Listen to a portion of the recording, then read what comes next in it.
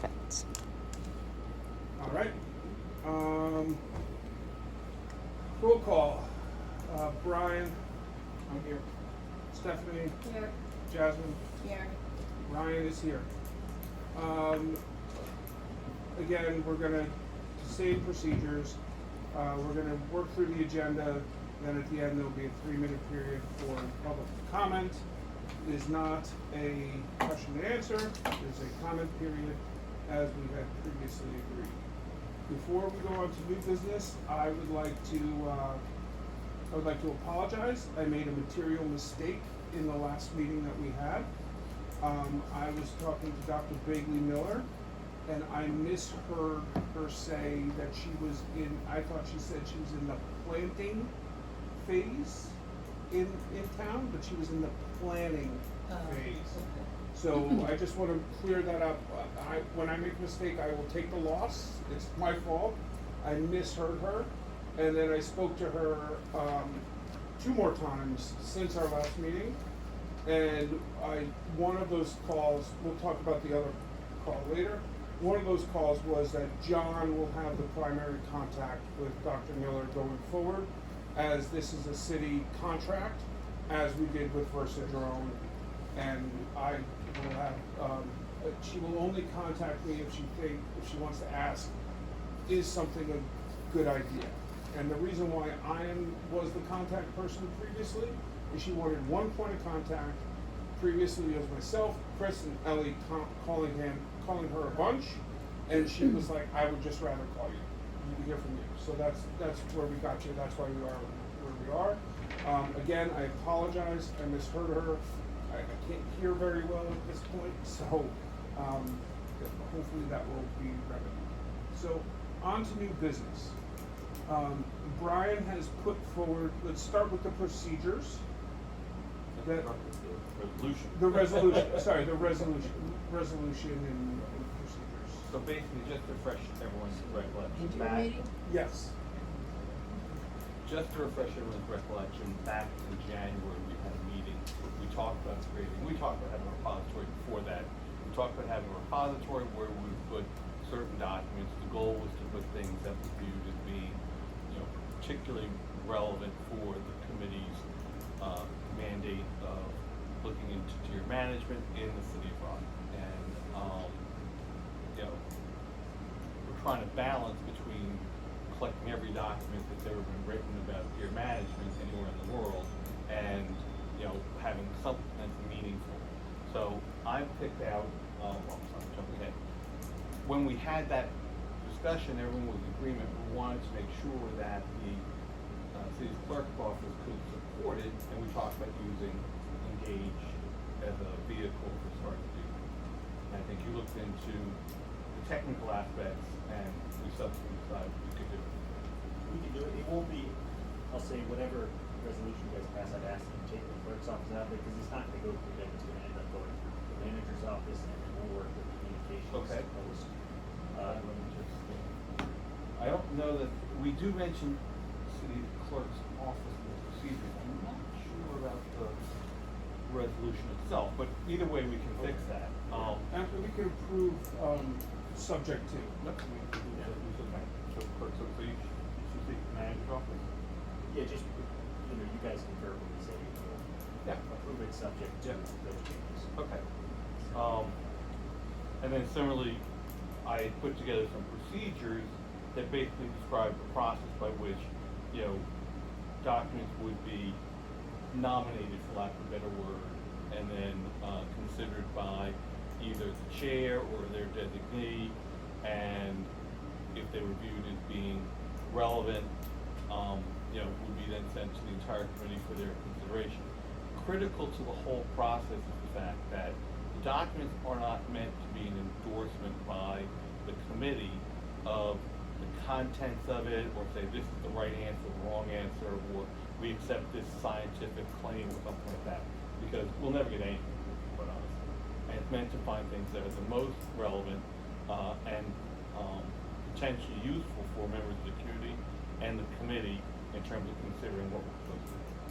So with that, I guess I would ask if I would make a motion that we approve both the resolution and procedures.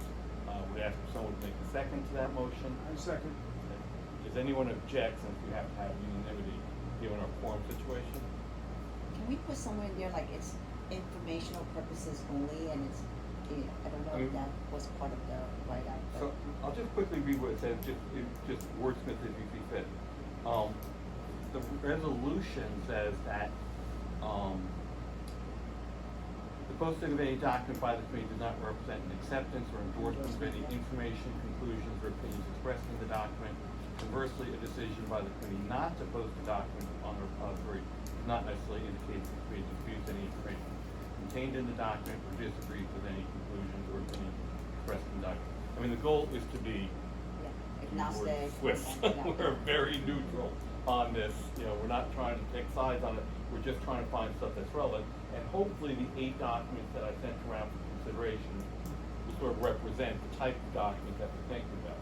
I have no doubt that if we go further into this, there may be other documents that people will say, oh, well, do we really want that? And that's fair. We should have that conversation. But in any event, with the approvals that we've gotten, what I would say is let's talk about the 8 documents. I think most of them are pretty straightforward. In fact, they're all straightforward.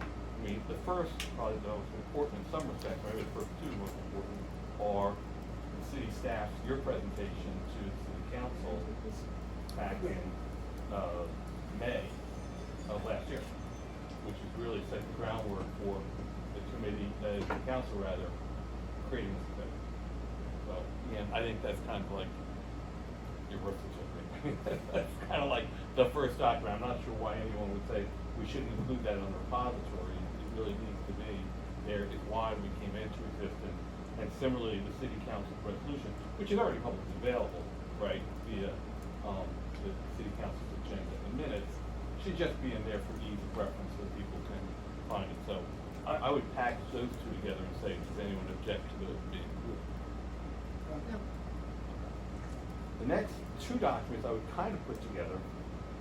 One is the Versa-Grown thermal drone study, which clearly is what we had commissioned, and we've talked about it.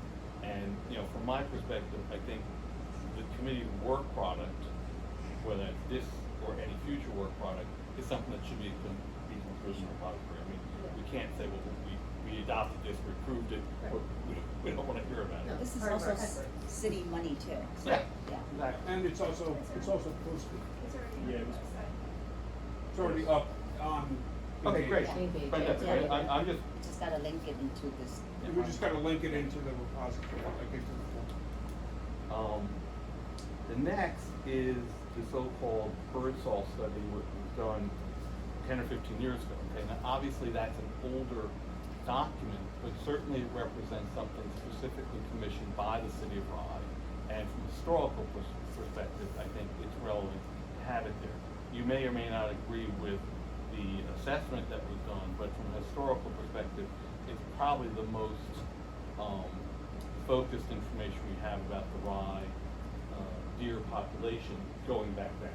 Again, I would just put that forward as just being relevant for no other purpose that from its historical content to be Rye's first foray perhaps, into deer management. It's already on the city website Okay. somewhere else, so I don't. see- All these documents you can find. Yeah, no, You can yeah, find them anywhere. absolutely. I mean, I didn't, commission it. These are No, actually I'm just- either Rye or New York State documents. This is Right. the one. All right, so again, no objections? No. Okay. Maybe on that basis, the next 2 documents are really New York State's Department of Environmental Conservation. It's their plan for managing deer that's current 2021 to 2030. And then right after that is actually the report that they wrote to the State Assembly and Senate shortly before they published that plan, sort of outlining, their understanding of what their role was when it came to deer management, talking about certain things that they felt that the state government should be looking into doing. They proposed some legal changes which may or may not have been made. I haven't gone back and kind of traced whether or not they made all the changes that the DEC recommended back in 2010. But again, I think as a municipal committee focused on deer management, functioning under New York State law. These are kind of like core documents that people should be aware of. They basically set the parameters under which we have to operate. I agree, and we had the state come in and speak to us, and they leveraged that document. It's not surprising. The last two documents are really, they're both DEC documents, and they're really oriented towards, community awareness of what communities and citizens should be thinking about deer management. They're a little older, admittedly, 2018, 2007, and again, I think they're very relevant for a municipal committee that is looking to have a community response to deer management issues. I would say they're very balanced in terms of understanding that there are different views on both sides of these issues. The one observation I would make, and this would be for more in the future, is I think the DEC is now moving a little bit away from publishing reports and now is publishing more information on their website. So going forward, what we might want to think about is, sort of pointing people in the direction of websites, because, or we can copy down the information and look at it that way. But part of the problem I had in terms of, I was trying to find something more recent than these two documents, and I found a website, but no report. So I'm like, they've kind of changed their approach, and it makes sense. They don't want to keep on killing trees and printing paper copies of something that people are just going to go online. So, but in any event, I would suggest that we include those two documents again as being kind of what New York State has historically said that communities should be looking at and do. They do have, Brian, they do have a publication called The Conservationist, which I get That's a magazine. It's a magazine, Okay. and they have some articles in there occasionally about large, what's it called, deer, etc., but nothing substantive in there. Again, in the future, any particular article or report that we thought was highly relevant, we could take that article and put that up if we thought it was, relevant and salient to what we're doing. But for the moment, I think we should just focus on these two documents, and then we should look at what do we do with respect to documents or information, I guess I would say, that is made available through a website as opposed to through a published report. Now, what if we look at educational publications per se, like the DEC has published and put out there relevant to the topic of deer? Yeah, I mean, again, I think all those types of things can be relevant, and listen, these are the documents, okay? I mean, Because I also feel like what we're seeing, and based on my email exchanges, right? So my biggest struggle is sometimes people are not fully understanding, how, ticks play a part in the ecosystem and how they come to be and what other creatures could potentially be, culprits of transmitting this, of Lyme disease. And I feel like if we put more educational pieces out there too, so people fully understand, because this absolute fear also is just kind of, crazy to me. Like, the using of the word disease, like, I guess I don't understand that, because I feel like people just don't fully understand how. No, I get it, and I think that the tick conversation is a complicated one in a lot of ways. But there has been a huge amount of media related to the ticks this year. Right. Because there's a large population of ticks early this year. And there's been a lot of emphasis put on different, issues with ticks, specifically alpha-gal. There's something called the Bourbon disease. There's they're claiming that the longhorn tick is killed. Well, no, that Lone Star, but there's a longhorn tick that is apparently in Tennessee. They're blaming for killing cattle. So there is a huge amount of social media around it and information, or I wouldn't call it necessarily information, propaganda maybe. Sure. Around ticks and fear mongering. Yes. That's what I mean. That said, petrified of getting a tick at this I am point. too. I'm fully I walk every Yeah. morning in the woods and I fully spray. But that said, I think the tick one is interesting to kind of talk about and educate. And then there's a division as to, does deer management play a part in reducing the tick population? Right, and that's what Um, I'm, like, I have pieces from the CDC that speaks, you know, in great detail about this whole process and how and when it's effective and not effective. Right, exactly. So, Yeah. and then there's this Stanford situation and Yes. all that kind of stuff. So Yes. I get that. Like I get that one. So I think that's a conversation to be had. And I am of the belief, and I always have been, is that we need to get more information out to people because I don't believe people actually understand Right. what we're doing and the science behind it because maybe they haven't listened to every minute of every meeting we had. They haven't listened to the experts. Right. They haven't heard what we've been told and how it translates and then all those different things. So I think that more information is the better. And it's, I also feel that maybe we're putting out too much and we're getting ourselves, like, maybe we're overextending what this committee is meant to do. And well, I don't so, wanna get into the health opinions of, you know, no, I different agree, health but, experts and so, doctors and. I had John print up what our remit was. And so then we all just kind of look, like, we can take it away and read it, and then we can kind of come to a consensus as to what that means. But from my perspective is, I would rather people have the information, or at least we can say, we gave you the information. If you choose to read it or not, that's up to you. Sure. I guess what I would say is, I'm a little concerned about boiling the ocean, big fish. Yeah, no, I You get know, that. Before this committee decides to say, okay, we think this is relevant for our remit, and we're gonna put it up there, you have to read it. Yeah, Okay. no, I So agree. there's got to be some natural limits that we set on ourselves in terms of the outside limits. We're not promising or even undertaking to give kind of the be all and all end all Right. repository. If you want that, go to the Library of Congress, get on ChatGPT, do whatever you like. I think we should focus on documents that are most relevant for our committee and remit. There are probably some documents from Westchester County that, given who we are, where we are, those should be in there. And then we can have a discussion in terms of whether or not other communities that have engaged in deer management studies or exercises, if they're relevant or not. And we may say, you know what, they're really not. You know, is what was done over in Irvington relevant? I found out this week, New York City has a deer management program. Yeah. They didn't. I was like, what the hell, you gotta be kidding me. Is that not It's not now. disaster? Yeah. But But they were successful because they're, you know, I mean, I heard that the whole program was successful. No, this is what they did. They flew drones. Yeah. They said, we have $500 on the ground.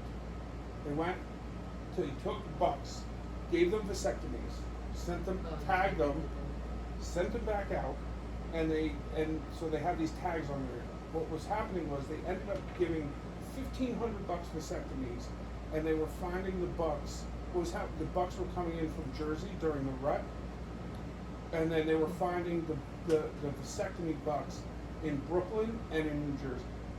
So this is supposed to be a closed thing. ecosystem, Mhm. and that's why the DEC would not give Approve us, it for us. approve Yeah. any type of sterilization unless it was tied to a scientific study that was unique to the biology of it. again, my point is just that we will have to decide, do those types of studies, those reports, are they relevant, are they salient Yeah. to what we're trying to do? And we as a committee can make that decision, but the key thing is, we have to read the material. Yeah, Right. And I wanna be very careful that we don't start finding, and you know, I know you have mentioned things, studies that were done in 1910 and stuff like that.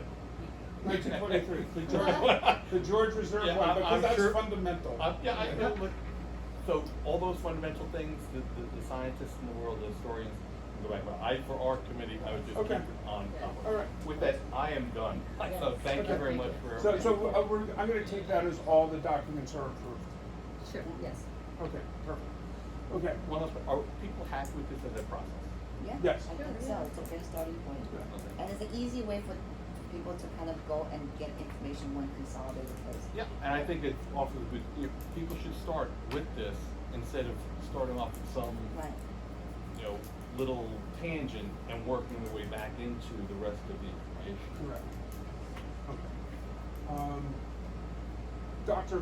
Miller update, John could give the broader update.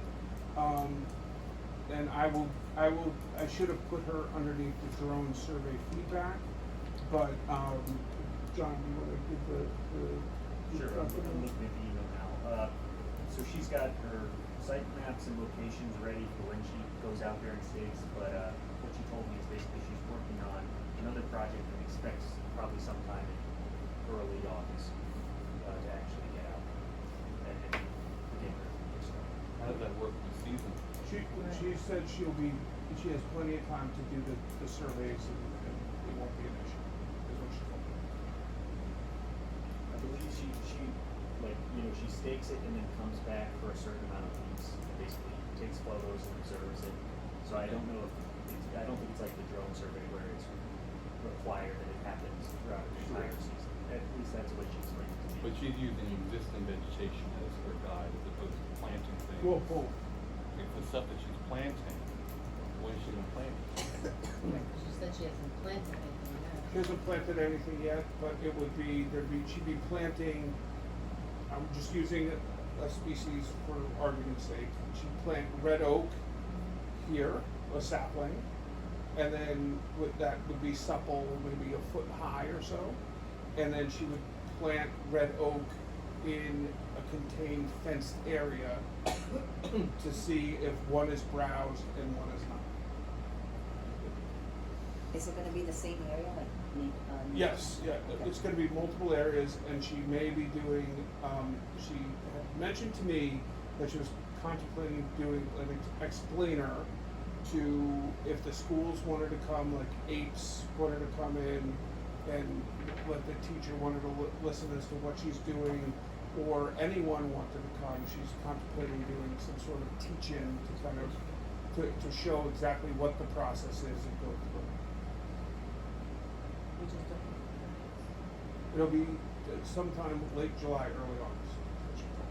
And to get results, She'll have a report to us at the end of September.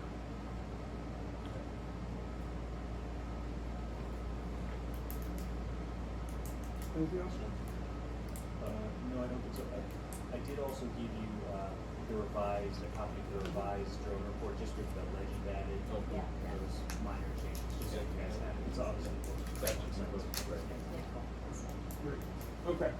So after the drone survey, Stephanie raised questions, as Ms. Stark did, about the actual metric that was used. So what I did was, this was I understood this metric to be the appropriate metric. It's what has been done across deer management and the other sites that I've reviewed and other projects that I've looked at. It's been calculated the same way. Now, I'm gonna say this to start. I never had a conversation with Versadrone. I still have not had a conversation with Versadrone. I don't know them at all, right? This was done by Jasmine and Stephanie, did the DD on it. I'm just like, okay, this is what I've seen, so forth and so forth, so on and so forth. So I took what your concern was about the actual metric, and what I did was I talked to Dr. Miller, I talked to the DEC, I talked to Dr. Kalis, who came and spoke to us, and I talked to the county, and I said, okay, is this metric appropriate? I'm sorry, just for clarity, what is the metric? It's deer per square mile based on what was surveyed. Okay. So we're not taking the whole square mileage of rye, we're taking what was surveyed and what the metric was, right?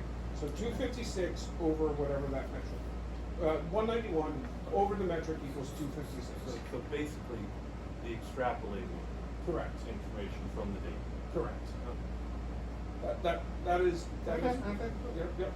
So when I spoke to, so I talked to EJ Borchert, we all saw his response to the metric, and he said it was completely appropriate as we were running a forest health survey to be done by Dr. Bailey Miller.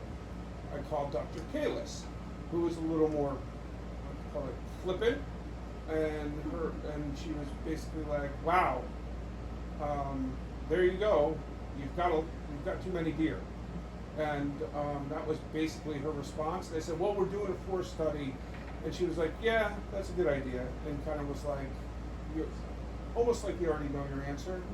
But that's not what we're doing. We're going ahead, we're gonna do the forest study, we're gonna make sure that we know what is actually happening, and then we'll do that. I talked to Dan Atchison, he said it was a reasonable approach, and then Bailey Miller said, yes, it is an approach, and if we wanted to take the actual total square mileage of ride, which you didn't feel was necessarily appropriate, because we only surveyed a small portion of it, that we would need to do the following: take out all the water, so that gets right down to about 5.6 square miles. And then you would need to take out all the paved roads, which is about 71 miles of road, and that turns out to calculate to about 0.44% or 0.4 of a square mile. Then you'd have to take away all dwellings and like the churches, playland, which playland schools, and playland itself is, I think, almost half a square mile with the beach and everything involved and all that stuff. So you would have to take away all of that, and so that then would get you down to about 40 deer per square mile on what was already surveyed. Ballpark, right? It's 38, 39, something, depending on how you calculate what's removed. So the metric itself is standard for the industry, is what I found out. And that if we in the end, again, Dr. Miller, Dr. Kayla says it doesn't really matter, as it's a baseline to see if you engage in deer management, is your herd moving up or down, because whatever you survey next time has to be the exact same space that you surveyed this time, so you know if you're making an impact. Okay. The public generally had a hot and cold take on it, and there was, I would say, there's some misinformation where there's still this belief that there are multiple hunters on this committee, and there's only one. That's me. From what I read, and there's also the idea that somehow we're not following, that we're making this up as we go, which isn't the case. We're following, in my opinion, the standard orthodoxy of deer management. We've had experts come in and told us how we should do it. We're following that orthodoxy. We're following what the state says for us to do, and that's how we're conducting ourselves. What's driving all of that? Oh, I mean, Yeah. the comments that I saw on my ride, the conversations that I've had, and it just seems that there's this prevalent thought that there's multiple hunters on the committee. I think Judy Greco posted something that there are multiple hunters, and that it's not appropriate and all that kind of stuff. So that's not helpful to this. The last is that the Westchester Bow Hunters Association, is Stephen P. I forget his last name. Posted. I said, look, I'm the chair. I had a conversation with him. He argued that he was on the board at T-Town and argued for open recreational hunting. That's how they got things to work in T-Town and all that stuff. And I just told him flat out, that will not happen. Period. Full stop. Like, it's just not going to happen. So I told him, like, no, that's not gonna happen, to have people just walking in and out of the nature center or somewhere else. It's just not appropriate. So that's that. Any questions?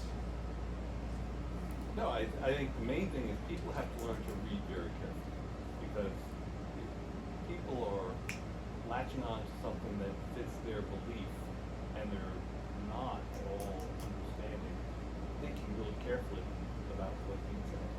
Yeah. I mean, bottom line is just that I think extrapolating the data from places where one would commonly expect deer, and say that's the number of deer per square mile that we have in the central business district, is insane. We know it's not true. Okay, we know that's not true. Okay, so to the extent that people are making that leap, it's wrong. Okay. Having said that, if you had a tenth of the deer that are in some of these areas downtown, it'd be too many. And look, we all know, like, Jasmine, where Jasmine lives, she does not have a lot of contact with deer, just because of the nature of it. There are deer in my yard every night. That's a different story. Brian, I believe you have deer, because the Millers live right there, and they tell me there are deer in their backyard every day laying down. So we know there are deer that bed at Colby. We know on Colby Lane. We know there are deer that bed at the bottom of Glen Oaks, and we know they bed over at Winchester in people's backyards. Mm-hmm. So we know that certain areas are hit harder than others, or experience more. That doesn't mean that you're going to have an even distribution of these animals there. But for the metric itself, again, it's not a metric we're making a decision on. It's a metric that we're using as a baseline to say, this is where the herd is, and then we want to, if we're going to engage in any type of management or fencing or what have you, what happens to that number?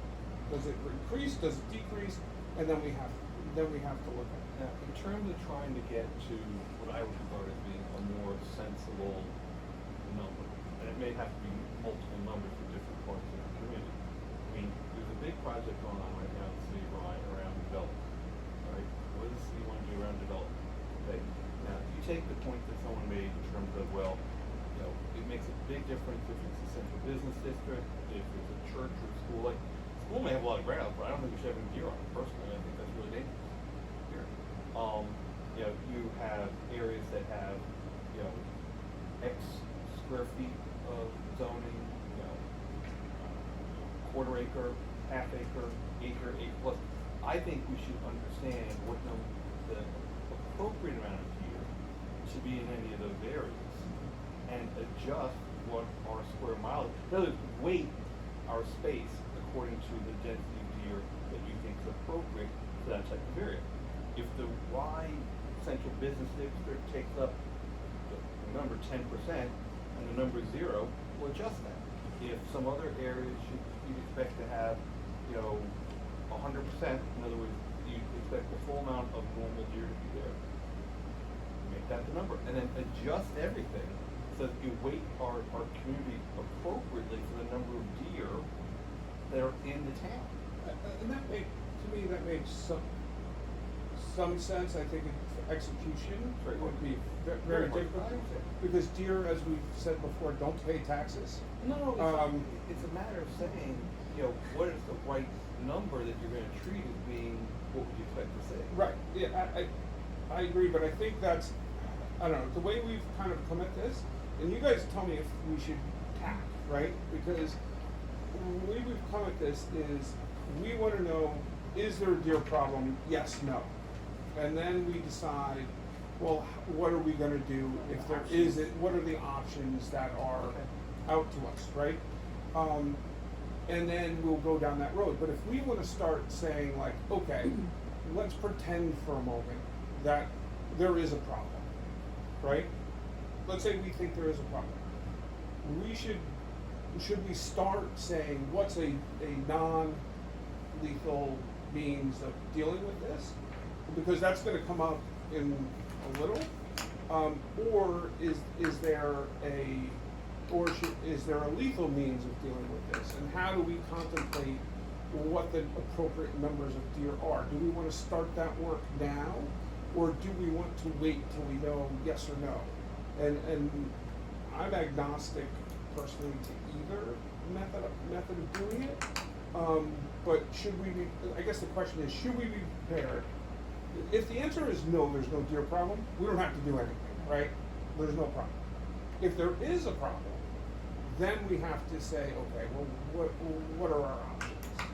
And so the question is, while we're in this summer, call it lull period, do we want to start investigating these options, which we'll talk about one of them in a little bit. I don't think it hurts to start doing an early research around what are some of the options that exist. Okay. And even with my neighbors and people I talk to, that's something that they want to know. It's like, so what are we going to do about this? And like, what are some of the options? Okay, so that just, I will just jump in. If you haven't read the New York State Management Plan, it really is very comprehensive. Okay, and I'd say, it's pretty balanced and it recognizes some issues. I think the report to the legislature is more oriented towards what the DEC wanted the legislature to do. Had some information in it, Sure. but the plan is actually more I thought thoughtful. I wish I could find something that's more recent than that, that's of the same quality, but I haven't found it. yeah. And when the DEC came in here, they kind of laid out what our options are, right? It's no shock to anyone, like sterilization's out, transporting deer out of here is out. It's illegal, so those options are gone. They explained what the DMAP process would be, or the deer damage permit process would be, and